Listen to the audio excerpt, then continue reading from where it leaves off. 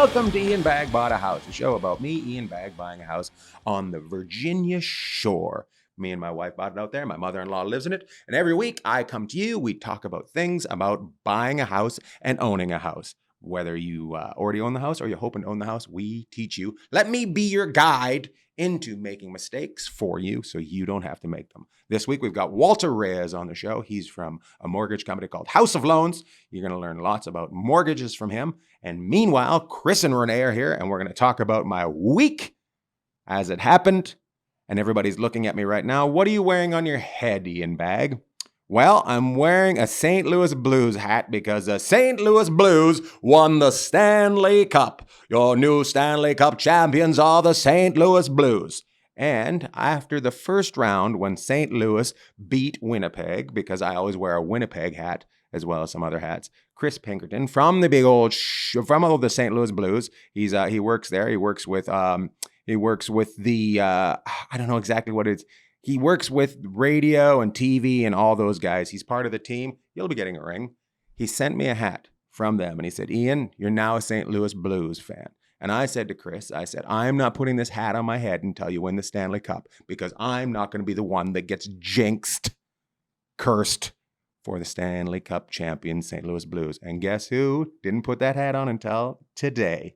Because they're Stanley Cup champions. So congratulations to Chris Kerber. He's the voice of the St. Louis Blues, friends of mine. Also,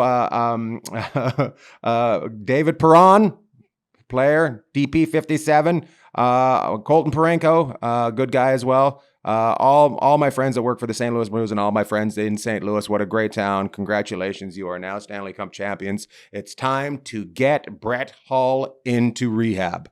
Oh my God. I don't know if you've seen any of that, Renee.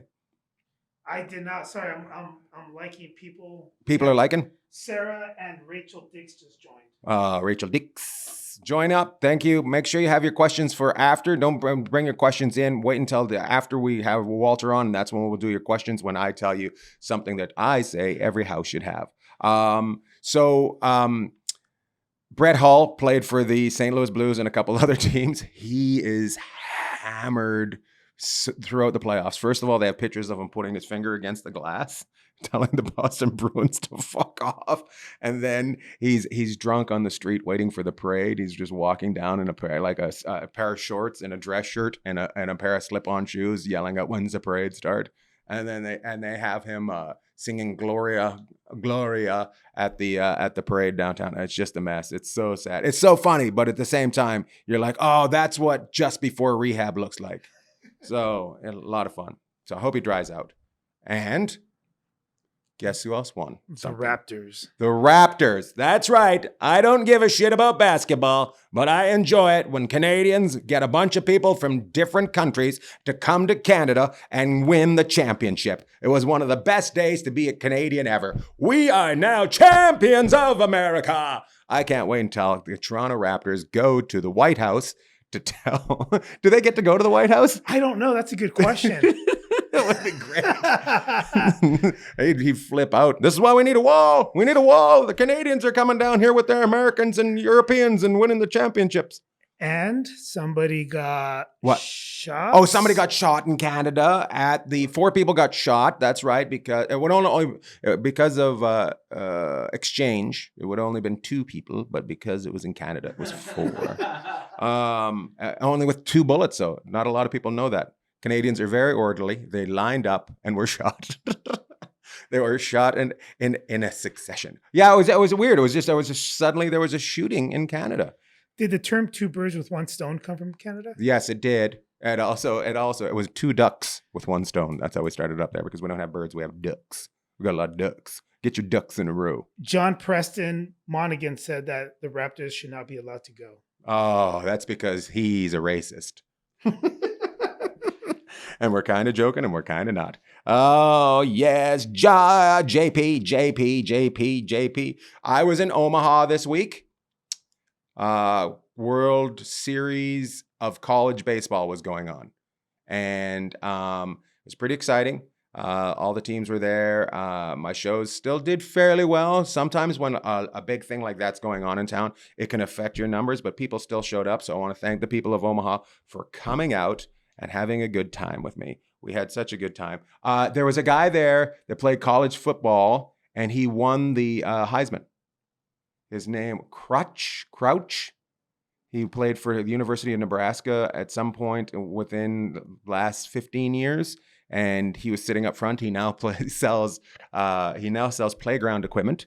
And I harassed him the whole time I was on stage, and everybody's like gasping because I guess he's a local hero. And I'm like, you sell playground equipment? Did you even go to school? He's their Al Bundy. He's their Al Bundy. Yeah. He's their Al Bundy. And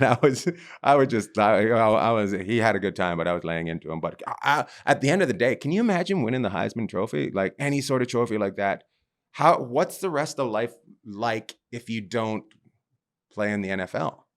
OJ won one. Oh, that's right. You can murder after that. John. Did they take his trophy back?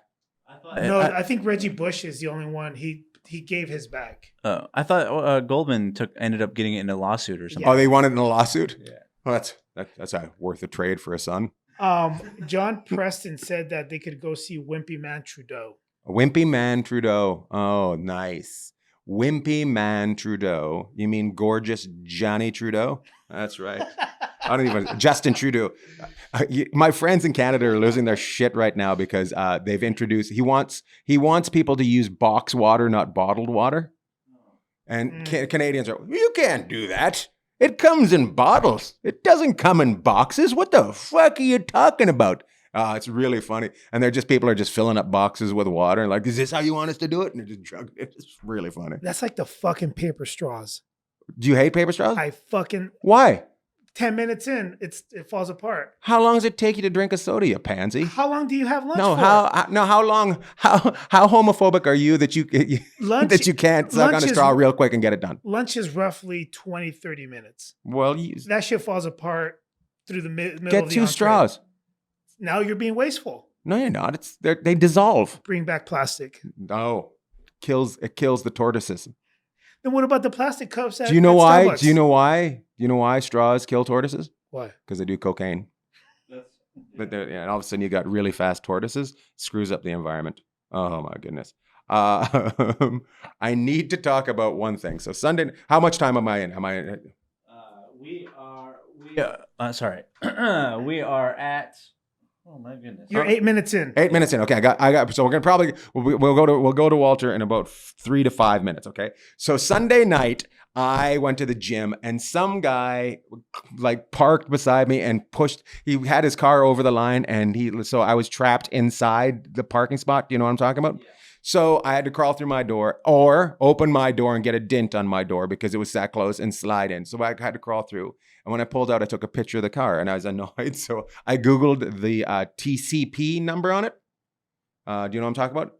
No. It's the cab drivers, like they get numbers and they put it on their. Like the medallion in New York. So I Googled it and a company came up. So I put it on Instagram and I gave them the old fuck off on that. And they responded with, that's not our company. That's not our car. And we apologize. And if it was us, we would, but you should watch your language before you call somebody out. And I said, I apologize for motherfucking you. and then all of a sudden they're like, why do you keep contacting us? So then I Googled it again and another company came up.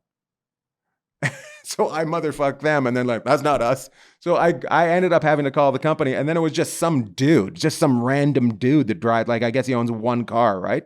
So I just gave up and I just left those other 2 companies on my Instagram and I said, I apologize to you guys, but these people are fucking dicks and you can get a hold of them. Tell people. Here's my deal with cars.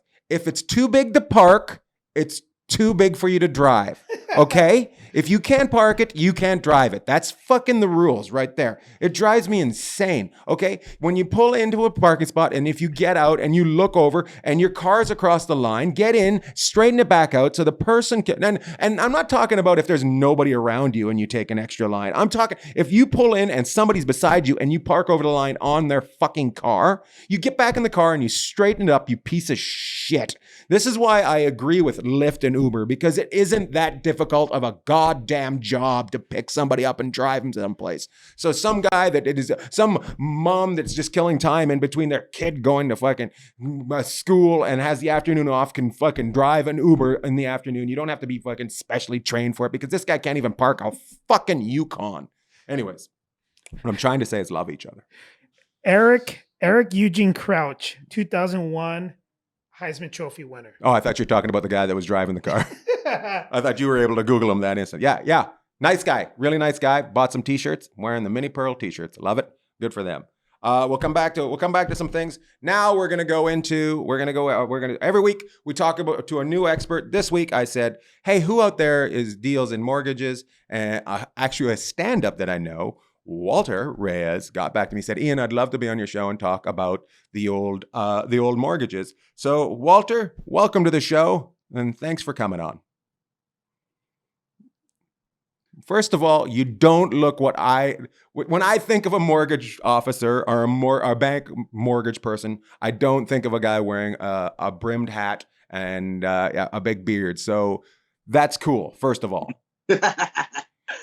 I don't like to go with the flow in that regard. I wore suits for too long. They don't mean anything. As a matter of fact, to me, I kind of see them as a little red flag now. Right. Because this business is kind of sharky, right? You got these sharks training other sharks to go out there and just look really nice. And a lot of people see the suit and tie, see the fancy car, and they just see, oh, this guy must know what the hell he's doing. To me, and a lot of times, if you see, and it's in stand-up, I will explain this as well. If you see the fancy car, you see somebody with the fancy house, you wonder how much money they're making off you.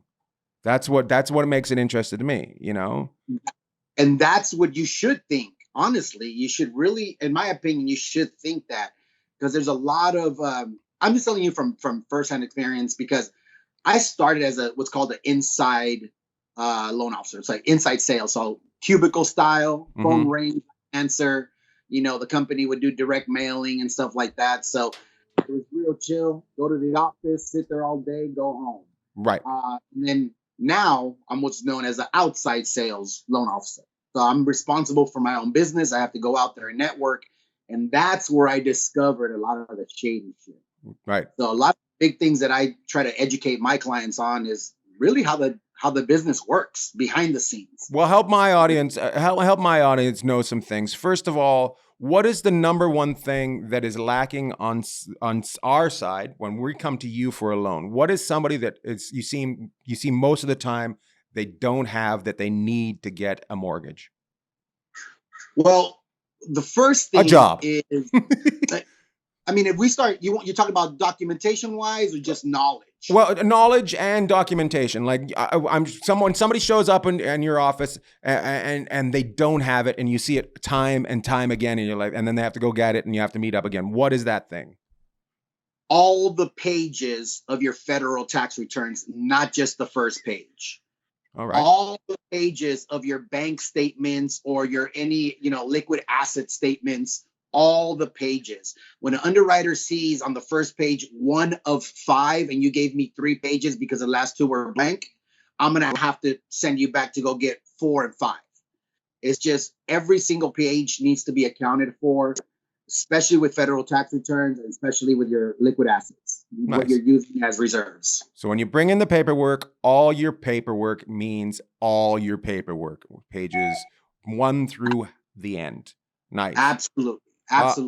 On a first time mortgage, what do you suggest that they should?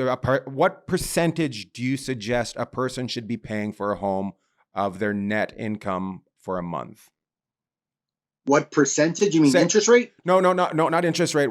I make $5,000 a month, say, right? What percentage of that should I be spending on a house? So, I mean, we kind of protect you as the lender. We protect you in that regard because I'm able to use your gross income, right. Not your net. So gross income, I get to use all of it. But realistically, none of us go home with all of our money. Right. Uncle Sam takes a chunk of it. So our investors set limits.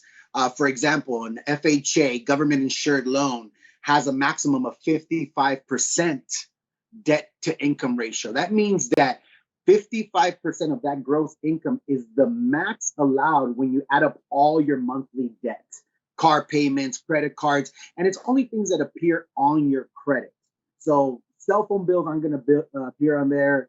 Utility bills aren't going to appear on your credit. So just the minimum payments that appear on your credit, along with the new proposed mortgage payment, all that combined cannot exceed 55% of your gross income. Conventional loans, the max is 45% of your monthly gross income. Okay, nice. Now, you brought up something. You said a federally insured mortgage is what you said. That Yes. protects you guys, right? That protects the investor. Okay. It protects the investor. These programs, such as FHA, for example, have looser guidelines. A 580 FICO score probably won't get you a Best Buy credit card. It'll get you a house. It'll get you a house. Hold on, back up. It won't get you a Best Buy credit card, but it can get you a house. Absolutely. 580 FICO score. And actually, we have the ability to even go lower than that, as long as what's called the desktop underwriter system approves it. We use a software, like I said, DU, and we run the whole loan scenario through that system. And if that system gives us a thumbs up, we're good. If it gets us approved eligible, we're good. Why is there are cases where you could even have a FICO score lower than 580. Why is it that a person with a higher credit score gets a lower interest rate and a person with a lower credit score gets a higher interest rate? Everything is risk-based. Right. So everything is risk. That's why your credit affects your interest rate, because, and it's, I like to compare it like it's mafia style, really. It's like you're not the ideal customer, so we're gonna tax your ass. We're gonna go and charge you a little bit or make a little bit more money off of you. And if you're a higher risk, I might require you to put more down payment because I need you to have more skin in the game. Well, that's one thing I was going to bring up to you. Now, if you're at 585, to me, the way it should work, it should be a lower interest rate because you struggle, right? And why wouldn't your down payment be lower? Because chances are, if you're 585, you don't have a very big down payment. Well, see, that's the balance there. You mentioned two things. You mentioned the FICO score, and you should get a lower interest rate because you're struggling. And then you mentioned, oh my God, what did you say right after that? About the down payment. The down payment. So FHA, for example, which has the most lenient guidelines, your minimum down payment is 3.5%. So it's a very low down payment, very low. And in comparison, there's the interest rate might be higher, but what I do with my clients is I also compare conventional versus FHA, and I want them to look at honestly, the bottom line is that monthly payment. Right. People get stuck on the interest rate, and conventional rates are higher than FHA, but FHA has what's called mortgage insurance, and that's 0.85% of what you're borrowing. Not the sales price of the house, but the actual loan amount. And that's broken down into a monthly figure, and that's tacked on to your principal, interest, taxes, and insurance. Now you add on MI. So even if the interest rate is lower, because usually it is, once you look at the payments, sometimes the payment might be higher. So I really try to educate people that, yes, the interest rate does matter. But at the end of the day, what matters is which program fits your needs, depending on how much assets you have saved up, how much money you have down, and overall, like, what's your monthly payment? What are you going to commit to for the next 30 years? I just care about which one gives me the lower payment. Doesn't matter how. Right. So you're going to looking for the lower payment. Now, that's what I tell my clients. Absolutely. Have you had somebody walk through the door and just go, no, I can't help you? Or do you say, let me try? I love challenges. Me personally, like, I come from an environment. I grew up in Southeast LA. Never heard of it. Yeah. And, hardly anybody I knew grew up in a house. And it's kind of that demographic that I really embraced because they're the ones that need the most guidance, and they're the ones that get taken advantage of the most by these suits and ties and fancy cars, because they don't ask questions. They're afraid to ask questions. They're embarrassed to ask questions, and Okay, and I feel like a little more. why I'm going to interrupt you there. Why is it so scary for everybody? From I think there's very few people that aren't terrified of the word mortgage. Well, I think honestly, it's kind of, to go into a little self development real quick. It's just the fear of judgment. You especially in my culture, tons of judgment. I mean, the Catholic religion is all judgment. The environment that we grew up in, even growing up, I say this all the time. I grew up in an environment where you have to have thick skin and get bagged on, Mm-hmm. and then you have to give it back. All that is judgment, and psychologically, that does get embedded in your head, and you grow up with this, this fear of judgment, or this thing with judgment. Either you're doing it upon yourself, or you're just expecting it because you do it to others. And in my culture, at least, I know that's very predominant, and people just don't like to be embarrassed. They don't like to look bad. But at the end of the day, this is you're talking about hundreds of thousands of dollars. Right. Put the ego aside, man, and get educated. Learn. I tell my people, go shop me.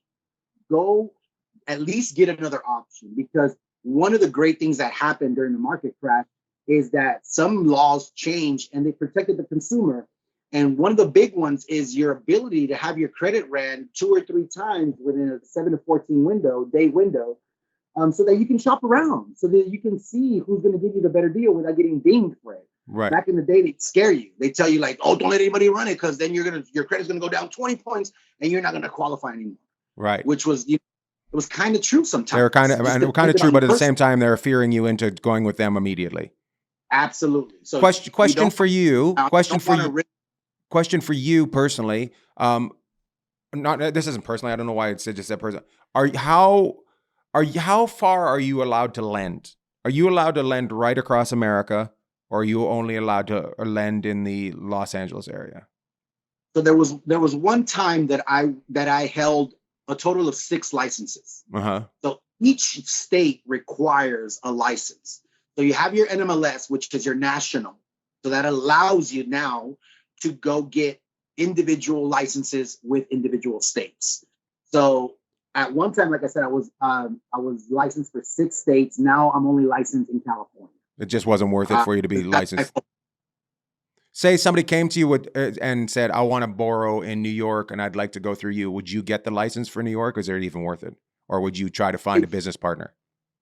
I would find a business partner, and probably, just they, depending on the situation, just kind of hand it over. Really, I can't do it. I don't want to do it, but I would love to take the opportunity to find a quality lender. So I do at least take that time to vet someone that's licensed in New York or whatever state they're trying to purchase in, because one of the main things that I focus on is kind of teaching people on how to avoid sharks. Right. I'm telling you, man, an eighth of a percent can cost you thousands of dollars more over the life of the loan. Right. So depending on whether you're dealing with a retail lender versus a wholesale lender, that might make a difference. It just depends on how they conduct their business. See, where I work, House of Loans, we are, it's we kind of coined a different term where we call ourselves a super broker. And what I love about it personally is that I have wholesale rates direct to consumer. Now I have a standard because of how I conduct my business, and because how I do my business. I demand compensation, reasonable compensation, anywhere from 1 to 1.5% of the loan amount. A real estate agent makes usually about 2.5 to 3% on the sales price of the property, but the buyer doesn't pay that. The seller of the property pays that commission, but the buyer pays my commission. Right. And I only make money on my commission. And there's 2 ways that you can pay me. You can pay me through origination, or you could pay me through the interest rate. And that's the part that I like to educate people on, is that the interest rate is something that you should really ask questions about. If they're a retail lender, then I need you to understand that that company they work for has built-in margins in order to be able to pay that loan officer their predetermined commission. You know, average commission is about 1.4%, and that's built into the rates. A company is not going to take a loss. Okay, they have their profit margin that they're going to make, so they have that built in, and then they built in the compensation for the loan officer as well. So a lot of times when you hear this, oh, no cost loan, you're kind of paying through the rate. I guarantee you. Nice. More than likely, I would put 99% chance that you're paying through that interest rate. So when somebody says there's no money, there's money coming out. Never believe it. Ass, gas, or grass. Nobody rides for free, right? This is the mortgage industry. This is the most profitable. Real estate is the most profitable business out there. Cool. You don't think they're going to make money? Come on, guys. We have a question. Money. We have a question from online. Renee is going to ask it. Yeah, Patricia Frank wants to know: do you recommend getting a pre-approval before shopping? Absolutely. The worst mistake people make is they go shop and then get pre-approved. What is the point of going to look at a $700,000 home when you're only approved for $400,000? Absolutely. Do the numbers. You know, you have to do the numbers. And I recommend this with anything. You're going to go buy a car, go get yourself a sweet credit union auto loan at the lowest rate possible, and then go shop. Don't get the dealer loan that's going to be through the roof. They're going to sell you, blah, blah, blah. Same thing with the home loan, man. Go do your homework, get the real numbers, do the real math, determine what is your max mortgage payment, because that's another issue that people find themselves getting into, which is, oh, I want this house. Oh, wait a minute, that's a $6,000 payment for the house? Is that called house broke when people do that? Depends on your income, baby. Depends on your income. Right. But so you have to be realistic about your finances. And, you know, just because you on paper can afford a $6,000 mortgage payment doesn't mean that you're ready to pay $6,000 a month, nor does it mean that you need that big of a house anyways. Right. So if you do the pre-approval first, now you have peace of mind that you know that the house you're shopping for fits your budget on multiple levels. Another thing is real estate agents' enthusiasm is affected by whether you're pre-approved or not. They're not going to waste time on someone that they don't know if they qualify for a home loan. Oh, that's a very interesting thing. So don't even talk to them if you're not pre-approved. Exactly. It's a waste of time because you could not even qualify. And here I did spend a month or two driving you around, Ubering you from house to house, and then you don't qualify. Mm-hmm. It's a huge waste of time for realtors. So it's inconsiderate in a way. It's inconsiderate for yourself, and it's inconsiderate for the real estate professionals trying to help you find this dream home of yours. Sounds good. We got another question from Renee. I got a question from Chris Adams. He wants to know, what are your thoughts on pulling money out of your 401k for a first-time buyer? Is it because there's something out there where you could pull out with no penalty, correct? Well, whenever you're pulling out money from a feeling that wasn't from Chris. Whenever you're pulling out money from a 401k to purchase a house, there are benefits. Now, what you really want to look at is the terms of withdrawal. And depending on the type of loan program you're going to get, and depending on how you withdraw the money, and I'll go into details with that real quick, that could affect your buying power as well. Let me explain. Earlier on, I talked about the debt-to-income ratio, that 45% for conventional and 55% for most government-insured home loans. When you take out money from your 401k, for example, and you basically borrow against your own money, which is kind of cool because you borrow that money, they're going to determine what that monthly payment is going to be, and then you repay yourself. So not only do you get that money back, but you also make interest on your own money, which is awesome. Oh, that's interesting. There is also, I had a client, use a hardship to pull out money, and there's no taxing on that. He just withdrew $10,000, used a hardship because that was one of the terms of condition, the terms that he was allowed to use, or the conditions that he was allowed to use, and he used it. But that money is now gone from his 401k. But whenever there's a payment on conventional loans, say, for example, you pull out 10 G and your payment is $130 a month. I have to now count that monthly payment against your overall monthly debt. So we lost you there. We lost you. Can you repeat that? We lost you there. You know what? Let's call him back. Let's call him right back. Call him right back because we lost you there. You seem Right. to, You're breaking up a bit. you're breaking up a bit, so we need to, and there's too much information being lost that we don't want the people to lose. Oh, So let's call you okay. right back. Okay. Meanwhile, I will keep the people interested on Facebook. Hello, Facebook people. To all the people I've offended before, suck my balls. This is actually really interesting stuff that I didn't know about for when we bought the house. We were not pre-approved when we bought the house. Just to let people know. We were fine. We were able to get it, but if we had been pre-approved, we may have gotten a better rate or something. So yeah, this is interesting stuff. That's not just about hitting nails into walls. This is something that we all need to know. People need Walter Ray, as he's given so much Oh, hi. Hello, welcome back. Much better. That's much better, yeah. Okay. I'm coming back up. Okay. You good? Yeah. All right, we were talking about 401k and Taking the money Okay. out of the 401k. Let me go back to that. So with the 401k, depending on the terms of withdrawal, that's going to affect a lot of things. And what I was saying was, for example, a lot of 401k plans have different conditions that will allow you to extract money and different ways to extract it. One of them could be a hardship. Most hardships you don't get taxed on. I mean, I'm sorry, take that back. You have to pay a tax on the amount you're taking out, but there is no monthly payment. You already got taxed and that's it. It's your money and you can use that now. So I, as a lender, do not have to worry about what I talked about earlier, which is the debt to income ratio. That percentage, that max percentage with all your debt payments combined.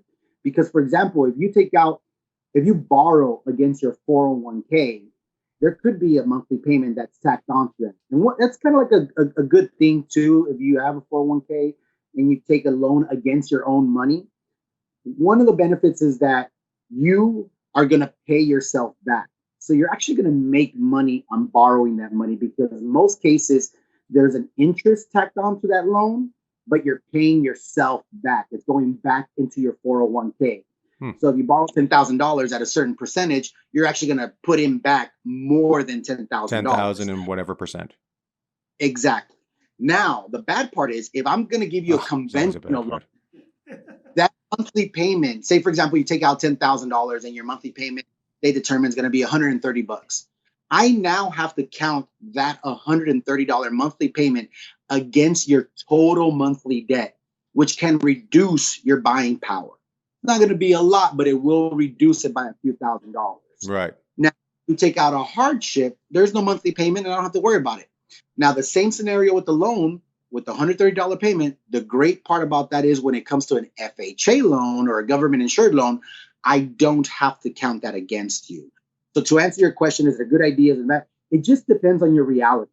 If you need to go in there and get money because you're $8,000 short or you're $10,000 short, which we will determine in the beginning, another great reason to get pre-approved because we take a look at your assets and see how much you're going to be short approximately. So we can give you an idea, hey, Ian, you have, $15,000 in the bank. Based on the numbers we're running, it looks like you're still going to need anywhere from another $7,000 to $10,000 because we're looking at a total of about 25 or 26,000. Now you're like, okay, let me go check with my 401k. I need $10,000. Let me see what the terms of withdrawal are. 401k. Let me see what my options are. And now you come back to us and tell me, okay, I'm gonna take a loan and it's gonna be this monthly payment, and then I'll be able to work that in and let you know how that affects our buying power. But it's just reality. If you need the money and it's there, absolutely good. Okay. Chris?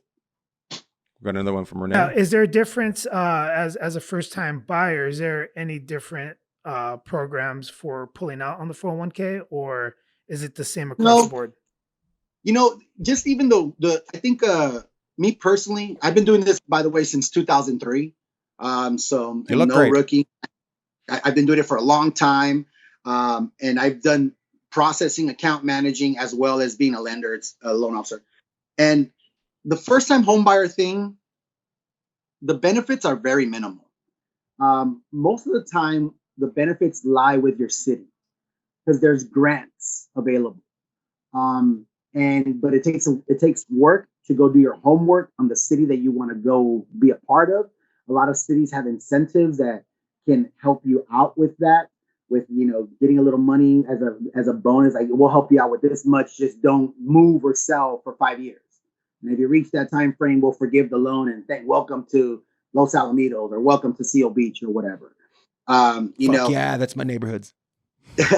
So the first time home buyer thing, a down payment assistance is one of the benefits. It's just very minimal, to be very honest with you. Very minimal, the benefits of a first time home buyer. The loan programs are pretty much the same. But one of the benefits, for example, is having access to, say, an FHA loan, where you can have, very low down payment, horrible credit score, high debt to income, and you can still qualify because FHA can only be used as a primary residence, but you don't have to be a first-time home buyer. So it's kind of sold as one. Like, say I own a property right now, but I have a conventional loan. I could buy my next one, and as long as I'm going to live in it as my primary residence, I can use FHA. So the benefits for first-time home buyer, I just think it's like more of a sales play, like a sales thing. It's just a catchy verbiage. It's bait. It's clickbait. So because for the most part, there's really not a huge amount of benefits. I like it. Walter, we've learned a lot today. Our show's only about 35 minutes. We would like you to come back at some point and talk again. Would you be interested in doing that? Absolutely, man. I'd love to be the house lender. The house lender. People can go to houseofloans.com to get a hold of you. They go there. And if you guys have any questions, I give out my number. It's 949-303-9444. And my email is walter@walterlens, Lends. Ian had a little problem with that earlier. I thought it was lens. I thought he also did. I thought he did glasses as well. Yeah, it's short for lending, of course. So walter@walterlens.com. And I'd love to help you out. And I'd also let you guys know that one of the things that I do different is I don't work alone as a lender. I have another loan officer that works with me. I took inventory of my strengths. And even though I've done processing, I've done account managing, my strength is what I'm doing right now, which is educating. Okay. I love to sit down with people and educate people, but I do not like to do the grunt work. Luckily, my boy Rick Cruz loves doing the grunt work. He's like that nerd that loves calculating the numbers and going through all the documents, and he's the engineer. Right. And we also together have a loan concierge. One of the things that I hate hearing from clients is once they've been approved and once they find their house, everybody disappears. The communication dies down. I got them. I'm moving on to the next one. And now the processor, which may or may not be good at communicating, is now in charge for dealing with most of the communication. And I feel that's a huge disservice. I don't need to hold your hand along the way, but I'd like to be there in case you feel the need to. Awesome. And having like 3 people on it at all times, it really does make a huge difference. And just, human error is always there. It's present. So to have 3 brains on every single deal, it does minimize errors and, hangups and all that stuff. So it really does benefit. Love it. Well, I'm pretty sure there's somebody in this room that might be contacting you. I'm not going to say his name is Ian or Chris, but his name is Renee. We'd love to have you back on and talk about some things some more, and maybe just maybe I will do to come in and fill out forms just to go through it and get pre-approved. Cool. Maybe just to do that, so awesome. We have it on the show. I'll come get pre-approved, and then maybe Ian Bagg goes house shopping. Maybe that's what we'll do the next. So thank you, Walter, and good luck with your stand-up as well. I know you're a great stand-up, but you're more passionate about this. I'm going to be honest with you. You love stand-up, but you're way more passionate about this. So thanks for coming by. I'm just more knowledgeable about this stand-up. I just wing that shit. Yeah. I just wing that shit. That guy described my career. There's no entrance exam to become you don't need a license to become a stand-up comic. I know. Jesus, all you need is 2 legs to get to stage, and sometimes somebody will carry you there. Anyways. And you know what? I can open up for you again. I love doing that. You should come out sometime. I will. I need a better percentage, though. I'm going to need a better percentage on a loan. Thank you, Walter. I'm going to teach you about interest rates. You okay? You're going to get I think next time we should talk about just interest rates alone. I think you'll be mind blown on how that works. Well, I do. There's other things I want to talk to you about because we did talk about first getting a loan, but I also want to talk about when you should refinance and stuff like that. And so we will Right discuss now, more. honestly, right now, if you have gotten a loan, if you're anywhere near 4.5 or higher, Mm-hmm. you should refinance right now. Right now, I'm in the high threes, mid to high threes, lowest we've been in 24 months. So you're anywhere above that.